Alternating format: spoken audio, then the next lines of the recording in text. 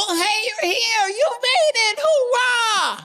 I'm not allowed to speak. Before this very episodic episode, Cow and I watched City Lights by Charlie Chaplin, which is, of course, perhaps the greatest silent film of all time. And am I still talking? Am I reading the script from our last spine-tingling episodic episode? Now, the most faithful of viewers, and that means both of you, will have already viewed our special silent movie feature episode, which was episode 0068, which was released in what seems like just 7 days ago, only because it was. Wherein Cow and I were sworn to silence for a whole episode. Anywho, episode 0068, the very episode of which I speak, came to a penultimate end with us somewhere in time and space very near here, from which we, meaning Cow and I, are reunited. And parenthetically, it feels so good. Happy gassed. And this guy headed out to parts unknown, which we are reenacting just now. Speaking of which I just was, have you, plural, ever seen what an Enderman sees as he sees the world? Look here. It's quite spooky. Now we don't want to view too much of that. It will likely give Cow the hiccups. And the other kind of hiccups, and then I will have to make a trip to the end to dry out the sponges I used to clean up his overhaver. And no one wants that. Blech. Speaking of which, a transition for the ages, I assure you. Just before this very episodic episode, Cow was perusing his YouTube homepage as he is wont to do, whereupon he stumbled, who's first, mind you, upon a video about friend of the channel, Katy Perry. Now, I know what many, including the most retentive of viewers, might be thinking. And I must at this point in time advise you, plural, hope springs eternal, to cover the inner ears of loved ones who might not be suited to hear the references to the past, the present, and what is yet likely to come regarding the aforementioned Katy Perry. Are you, and by that I mean y'all, ready? Now. Once upon a time, in a spooky fiction-filled land called California, I'm a YouTube creator, video maker, mudraker. I'm referring to myself. Posted a video to this very channel wherein the topic of when Katy Perry was broached. There were words spoken about she of whom we now speak, who bought a property in Los Feliz in which a waddle of nuns were residing, ultimately evicting them, or not, resulting in one of said waddlers coming to a tragic end in a courtroom. Now, some of that actually happened, or not.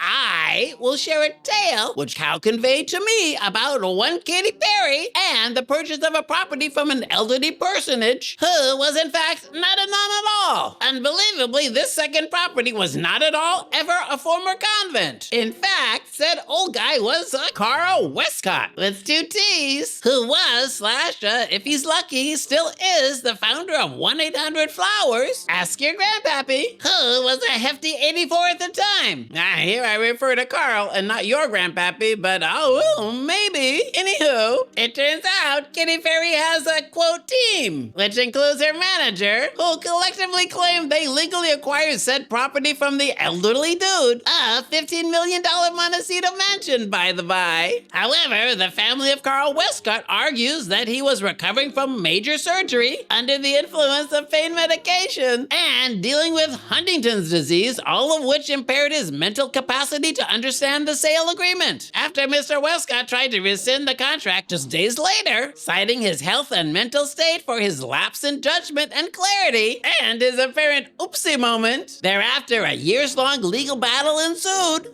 But don't you know, in the late year of our Lord 2023, a judge ruled the original sale agreement remained valid, and thereby Katy Perry formally took possession of the home in May 2024 from the now former owner, who was, as already had been mentioned, had been diagnosed with Huntington's disease and was in frail health and was described as, quote, bedridden for well over 18 months at the time. So, litigation-fueled real estate dealings between a pop star, interrobang, and octogenarians.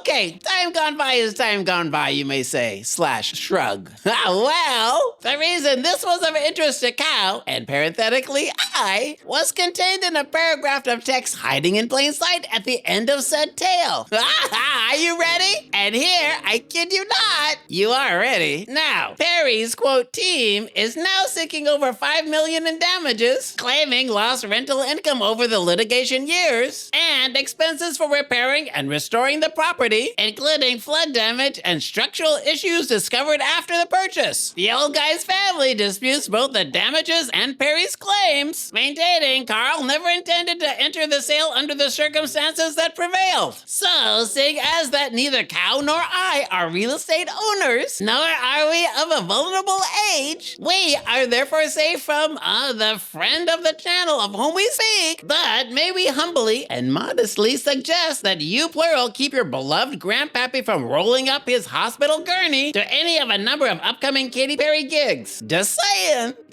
Speaking of which, I am here to rid this mansion of his elderly shulkers and to take possession specifically of their shulker shells. Well now, Cow and I, following an exhaustive bovine consultation, during which Cow ran said relevant data through the world's most advanced cut-chewing algorithm, have collectively determined that if one said Katy Perry can lay her bewigged girl-kissing noggin on the bespotted pillow of a displaced elderly person and sleep the sleep of an innocent infant, then so can we. Meaning Cow and I, but not, and neither, the nuns who were sent packing, nor the 1-800 Katie stole my mansion geezer. Anywho, and now, the most learned of viewers of this very episodic episode, ouch, freaking shulkers, and that means both of you, will already know. Well now, where's that happy gas? I don't want to fall to my death. That since Minecraft Java Edition 1.17, the Caves and Cliffs Part 1 update. Now, some viewers of this very episode will have already noticed that when I jumped on this happy gas, he,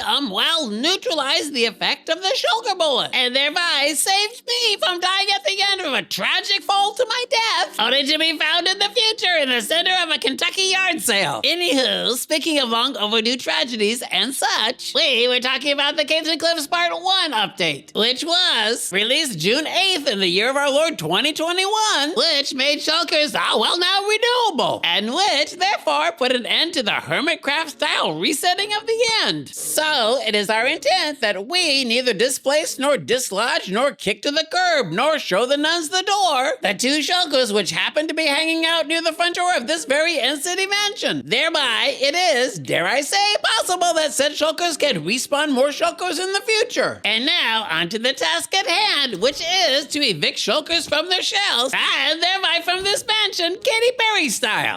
Look now what I see here. It's an actual shell. Hoorah. Another one. No, I'm sorry, but you have to leave. Nothing. Now, I wonder what the chances are of a shulker dropping a shell. Luckily, I know someone smart we can ask. What are the chances of a shulker dropping a shell? /AIGF.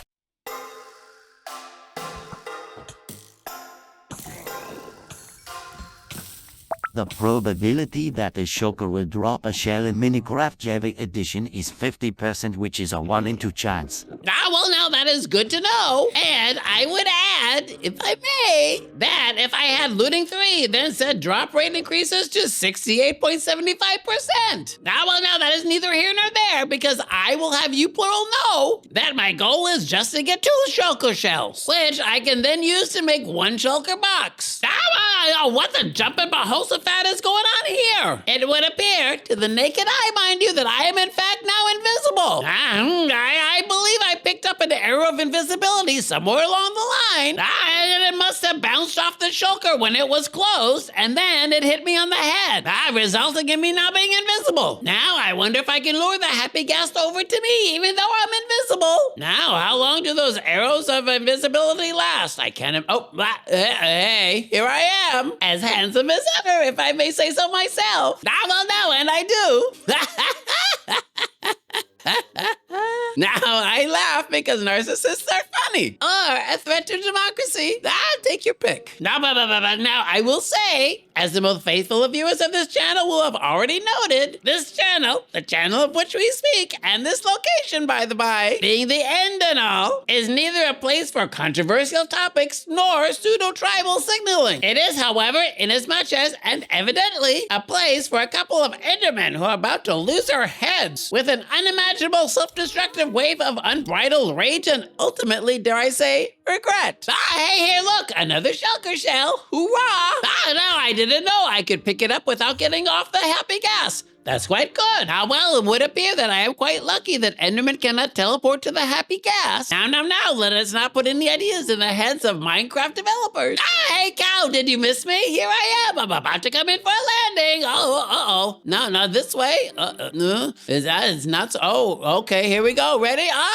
And I'm off. Now, I'm trying not to take it in a personal tone, but this happy gas seems like he can't wait to just fly away. Okay, now, well, I'll lead on the raft. And, oh, hey, come back. Come back, please. Ugh, I was flying away. Now come here, I'll lead on you. And a crouch lead on the raft. And don't go away. Now it seems all fine and good that you are raring to go. But dare I say, you will not get far without a driver of sorts. Not in the way you might be thinking. Okay, now, everything in order, we're off.